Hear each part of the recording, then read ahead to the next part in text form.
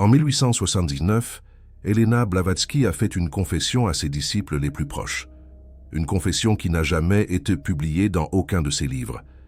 Elle leur a dit qu'au Tibet, elle avait découvert quelque chose de si extraordinaire, de si bouleversant pour la compréhension humaine, qu'elle ne pouvait pas le révéler au monde. Pas encore. Les tunnels secrets sous l'Himalaya. Des passages souterrains qui existent depuis des millions d'années.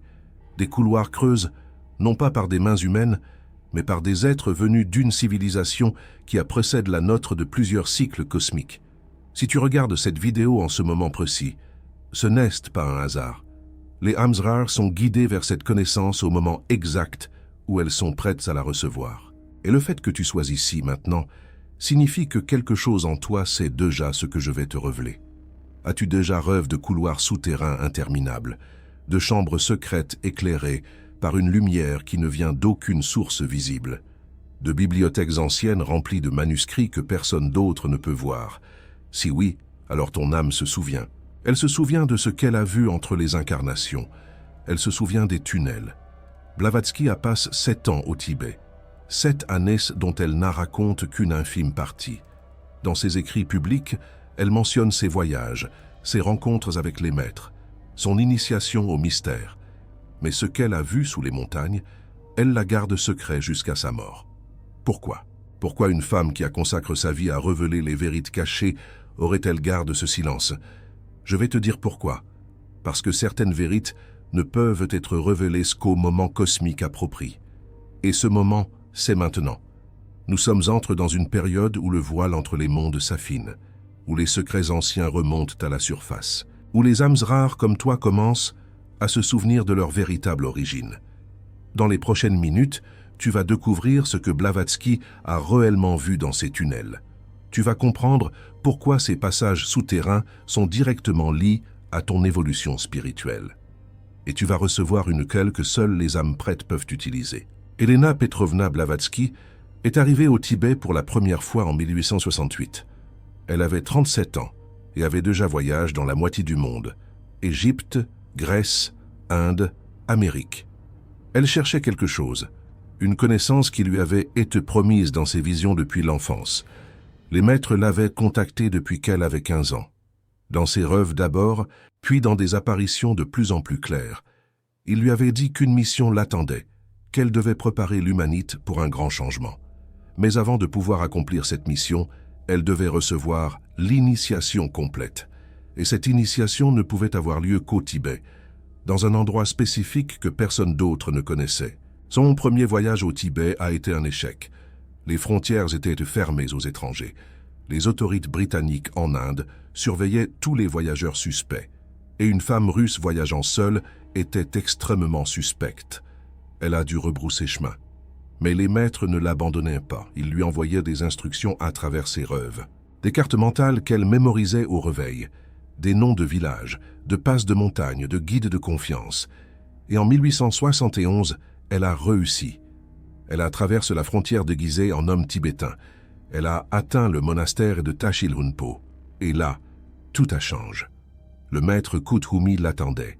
Pas physiquement, car les maîtres ne se montrent que rarement sous leur forme matérielle. Mais sa présence était là palpable, guidant chacun de ses pas. Il lui a fait comprendre qu'elle devait continuer plus loin, au-delà des monastères connus, au-delà des routes tracées sur les cartes. Il y avait un endroit, lui a-t-il transmis télépathiquement. Un endroit où les vrais secrets étaient gardés depuis l'aube de l'humanité. Un endroit que seuls ceux qui avaient atteint un certain niveau de développement spirituel pouvaient percevoir, et encore moins atteindre. Blavatsky a marché pendant 3 semaines dans les montagnes, seule, sans provisions suffisantes, guidée uniquement par les instructions intérieures qu'elle recevait.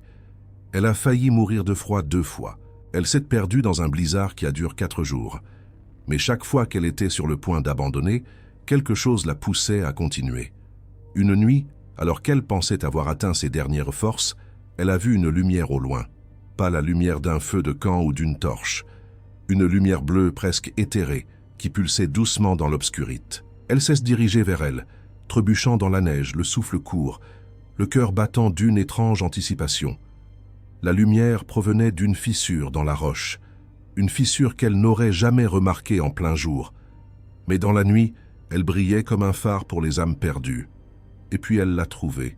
L'entrée, ce n'était pas une grotte ordinaire. C'était une ouverture dans la roche qui semblait avoir été sculptée avec une précision impossible. Les bords étaient parfaitement lisses, comme polis par une technologie inconnue. Et lorsqu'elle s'est approchée, elle a senti quelque chose qu'elle n'a jamais pu décrire avec des mots. Une vibration, une fréquence qui résonnait avec quelque chose de très ancien en elle. Elle est entrée. Les premiers mètres étaient sombres.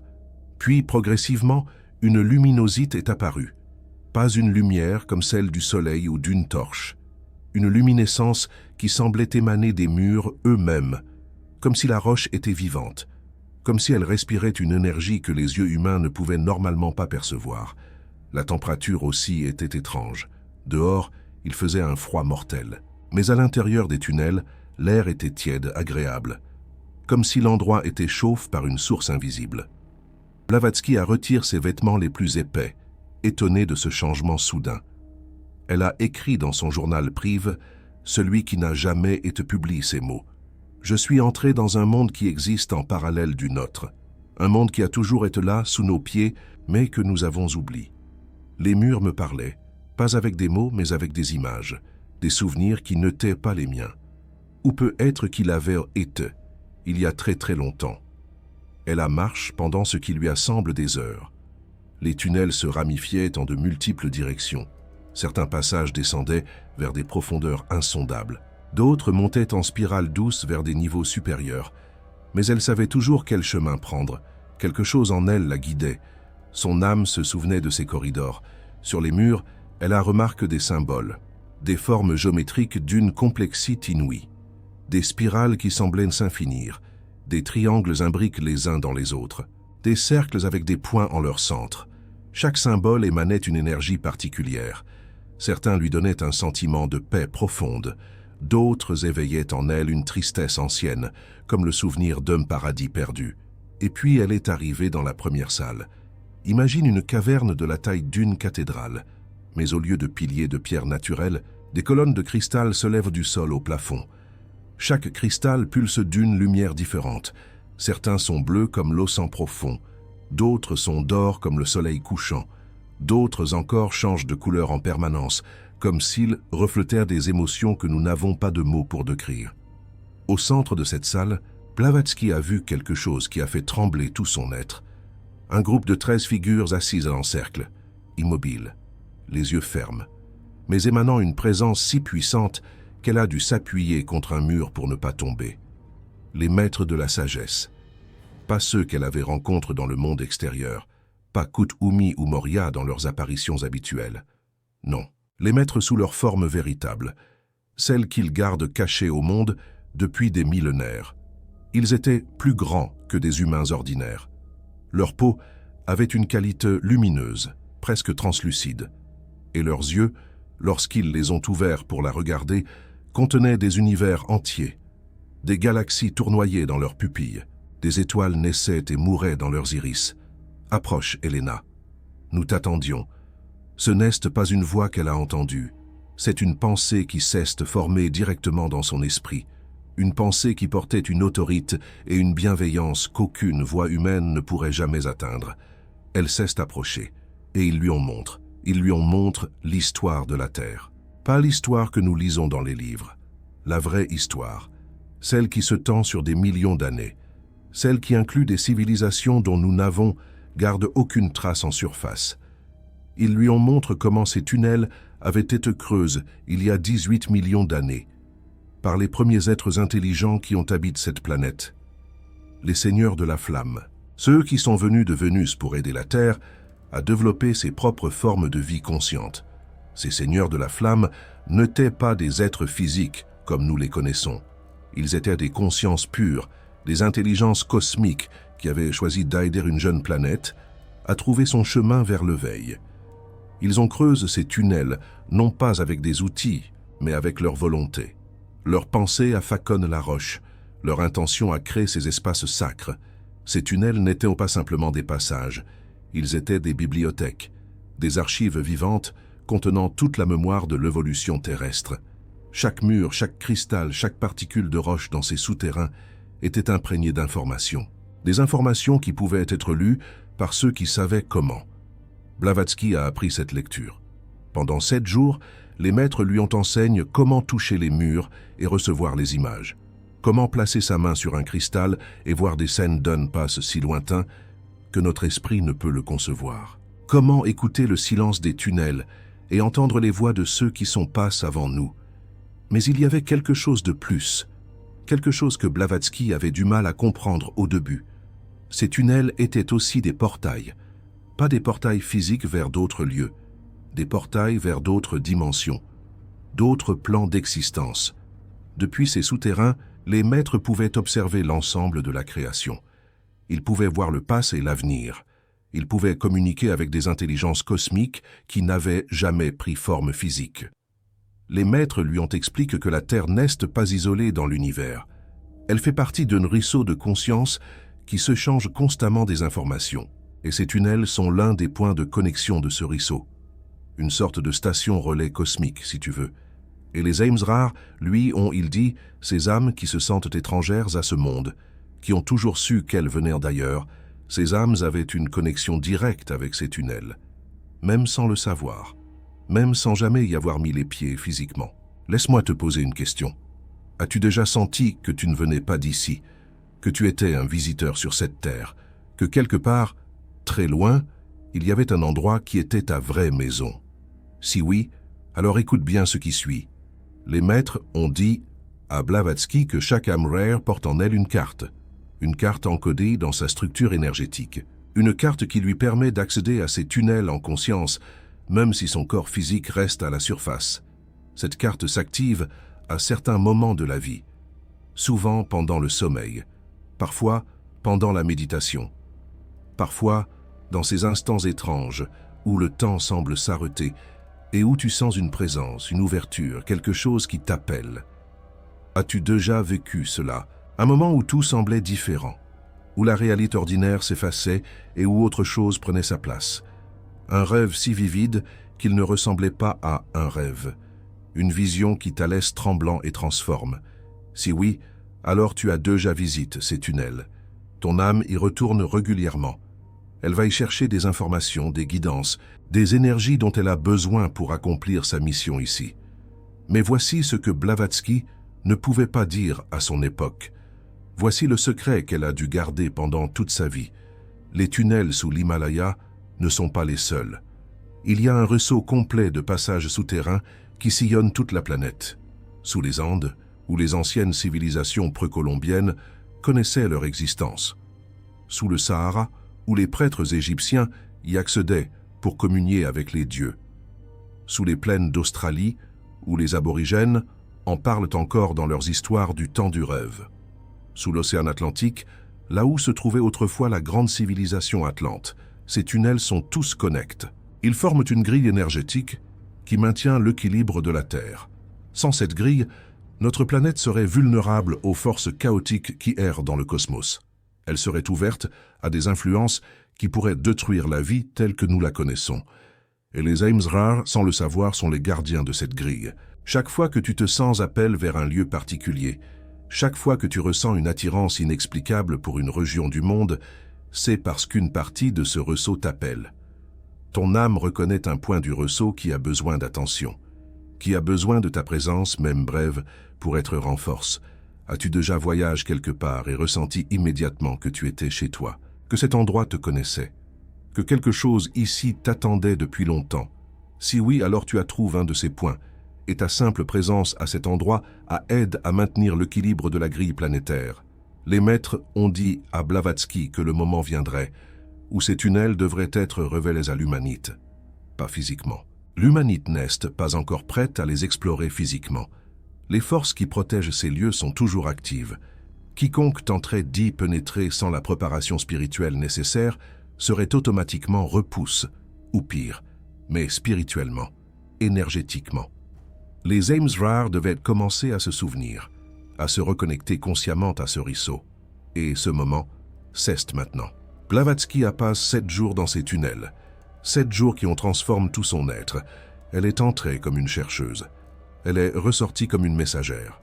Elle avait une mission claire, fonder la société théosophique, écrire les livres qui prépareraient les esprits, planter les graines qui germeraient des générations plus tard. Mais elle savait qu'elle ne verrait pas la récolte. Elle savait que le vrai travail commencerait après elle. Et ce travail, c'est celui que les âmes rares accomplissent en ce moment même. Laisse-moi te demander quelque chose. As-tu remarqué que depuis quelques années, peut-être quelques mois, quelque chose change en toi? Des rêves plus intenses, des intuitions plus fortes, une sensibilité accrue aux énergies autour de toi. Une fatigue inexplicable parfois, comme si tu travaillais sur un autre plan pendant que ton corps dort. Si tu as remarqué ces signes, alors tu es en train de te reconnecter au tunnel. Ton âme reprend son rôle de gardien. Elle se souvient de ce qu'elle a toujours su. Maintenant, je vais te partager quelque chose que seuls quelques textes privés de Blavatsky mentionnent. Une technique que les maîtres lui ont enseignée dans les tunnels. Une technique pour accéder consciemment à ce réseau énergétique. Ce n'est pas une méditation ordinaire. C'est une activation. Et elle ne fonctionne que pour les âmes rares. Si tu es une âme ordinaire, tu ne sentiras rien. Mais si tu es ce que je pense que tu es, alors ce qui va suivre va résonner dans chaque cellule de ton être. D'abord, tu dois trouver un moment de calme. La nuit est préférable, entre 3 heures et 5 heures du matin. C'est le moment où le voile entre les dimensions est le plus fin. C'est le moment où les tunnels sont le plus accessibles. Si tu te réveilles souvent à ces heures-là, ce n'est pas un hasard. Ton âme sait déjà que c'est le moment idéal. Assieds-toi confortablement. Ferme les yeux et visualise-toi debout devant une montagne. Pas n'importe quelle montagne. Laisse ton imagination choisir. Laisse une image venir naturellement. Cette montagne existe quelque part. Ton âme la connaît. Maintenant, regarde la base de cette montagne. Tu vas voir une ouverture. Elle peut être petite ou grande. Elle peut être claire ou sombre. Accepte ce qui vient. Cette ouverture est ton entrée personnelle vers le réseau. Approche-toi de cette ouverture. Sens l'air qui en sort. Il est tiède, accueillant. Il sent quelque chose d'ancien et de sacre. Et avant d'entrer, prononce intérieurement ces mots. Je me souviens de qui je suis. Je me souviens d'où je viens. Je demande accès aux archives de mon âme. Puis entre. Ce qui se passera ensuite sera différent pour chaque personne. Certains verront des images, des scènes de vie passée, des rencontres avec des êtres de lumière, des symboles dont le sens se révélera plus tard. D'autres entendront des messages, des mots qui résonnent comme des vérités anciennes, des réponses à des questions qu'ils n'osaient même pas formuler. D'autres encore ressentiront des émotions intenses qui leur apporteront des réponses qu'ils cherchaient depuis longtemps. Une paix profonde, une joie sans cause, un amour inconditionnel qui englobe tout. Ne force rien. Ne cherche pas à contrôler l'expérience. Les tunnels te montreront exactement ce que tu as besoin de voir au moment où tu en as besoin. Et voici le plus important. Chaque fois que tu pratiqueras cette technique, ta connexion deviendra plus forte. Les messages deviendront plus clairs. Et progressivement, tu commenceras à te souvenir de ta mission spécifique. Cette mission que ton âme a acceptée avant de s'incarner ici. Blavatsky a dit que les âmes rares ne représentent que 3% de la population mondiale, mais ce 3% est crucial. Sans lui, l'équilibre de la planète serait rompu. Les forces obscures qui cherchent à maintenir l'humanité dans l'ignorance auraient déjà gagné. Tu fais partie de ce 3%. Je le sais parce que tu es encore là. Tu regardes encore cette vidéo. Une âme ordinaire aurait déjà arrêté. Une âme ordinaire aurait trouvé tout cela trop étrange, trop inconfortable, trop éloigne de sa réalité quotidienne. Mais toi, tu ressens quelque chose, une vérité qui vibre dans tes os, une mémoire qui se réveille, un appel que tu as toujours entendu mais que tu commences seulement à comprendre. Les tunnels t'attendent. Ils ont toujours attendu. Et maintenant que tu sais qu'ils existent, maintenant que tu connais le chemin pour y accéder, rien ne sera plus jamais pareil. Blavatsky est mort en 1891, à l'âge de 60 ans. Son corps était usé par des décennies de voyages et de travail acharné. Mais son esprit était en paix. Elle savait que sa mission était accomplie. Elle avait planté les graines. Le reste ne dépendait plus d'elle. Ses derniers mots à ses proches ont été « Le travail continue, les tunnels resteront, les âmes rares se souviendront ». 1 siècle et demi plus tard, sa prophétie se réalise. Tu te souviens? Tu te réveilles. Et avec chaque âme rare qui s'ouvre à cette vérité, le réseau souterrain se renforce. la grille planétaire se stabilise et l'humanité se rapproche un peu plus de sa prochaine étape évolutive. Si tu as senti quelque chose pendant cette vidéo, si une émotion t'a traverse, si une image t'a visite, alors ton âme a déjà commencé son voyage de retour vers les tunnels. Ne résiste pas, fais confiance au processus, tu es exactement où tu dois être. Et si tu sens que cette connaissance doit être partagée avec d'autres âmes rares, si tu sens que quelqu'un dans ta vie a besoin d'entendre ce message, alors écoute cette intuition. Les maîtres utilisent ceux qui sont éveillés pour réveiller les autres. Peut-être que c'est ton rôle maintenant. Je vais te confier un dernier secret. Quelque chose que Blavatsky n'a jamais écrit nulle part.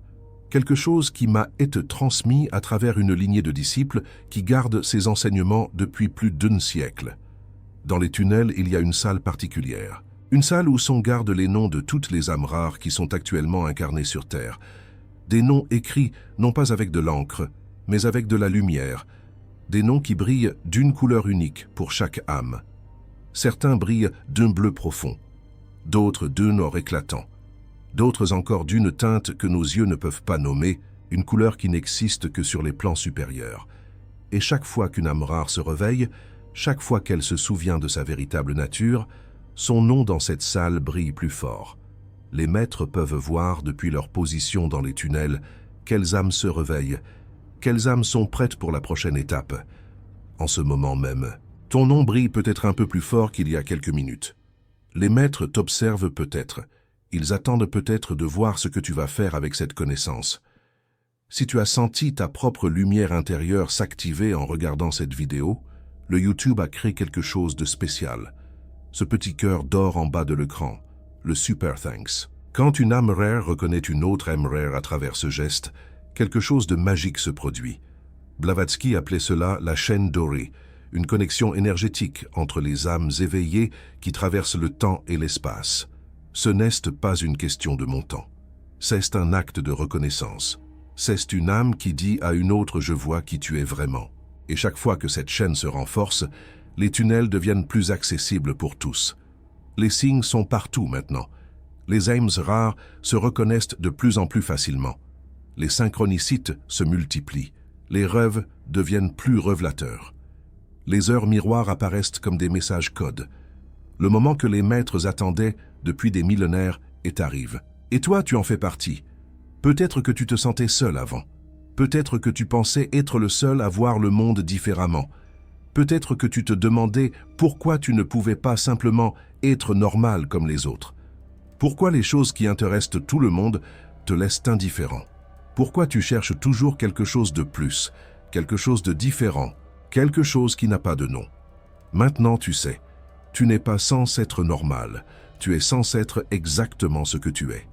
Une âme rare, un gardien de la grille planétaire, un dépositaire d'une mémoire ancienne qui se réveille au moment parfait. Les tunnels sous l'Himalaya sont réels. Ils existent depuis des millions d'années. Ils contiennent toute la sagesse accumulée par les êtres les plus évolus qui ont jamais foulé cette terre. Et tu as accès à cette sagesse, pas parce que tu la mérites, pas parce que tu as fait quelque chose de spécial, mais parce que c'est ta nature, c'est ce que tu es. Blavatsky ne pouvait pas dire tout cela de son vivant. Le monde n'était pas prêt. Les gens l'auraient crucifié encore plus qu'ils ne l'ont déjà fait. Mais elle a planté les graines, et ces graines ont germe. Et maintenant, les fleurs s'ouvrent. Tu es une de ces fleurs. Tu t'ouvres à la lumière d'une vérité que ton âme a toujours connue. Et rien, absolument rien, ne peut arrêter ce processus une fois qu'il a commencé. Bienvenue dans le ruisseau. Bienvenue parmi les éveils. Bienvenue chez toi. Maintenant, dis-moi, quel signe as-tu reçu pendant cette vidéo? Quelle image t'a visité? Quelle émotion t'a traversé? Écris-le dans les commentaires. Parce que quelque part, une autre âme rare a besoin de lire exactement ce que tu vas écrire. Les maîtres communiquent aussi à travers nous, à travers nos mots, à travers nos partages, sois le messager que quelqu'un attend.